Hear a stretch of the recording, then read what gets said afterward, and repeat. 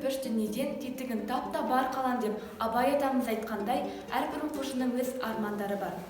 Ал ендеше бүгінгі қонақта Арманы Асқағыр қызымыз 5-ші Б сыныбының дарынды оқушысы Сейсенқұл Таңдар.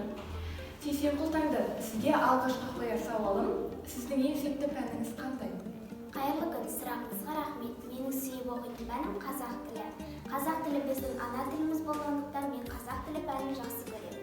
Қазақ тілінен беретін абайды да қатты жақсы көремін.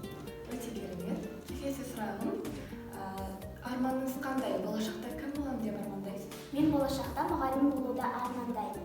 Өзімнен басқа балаларды білім нәрімен сусындатқым келеді. Өте керемет. Арманыңызға жетуіңізге тілектеспіз. Сіз өзіңіз бос уақытыңызда немен айналысасыз? Мен бос уақытымда ән айтумен айналысамын. Сіздерге бір ән айтып берейін. Қызымын елдің. Құлпырып жайнаймын, мен әсем айдаймын жаңа туған. Сызылтып сайраймын, сандуғаш болып жаратылған.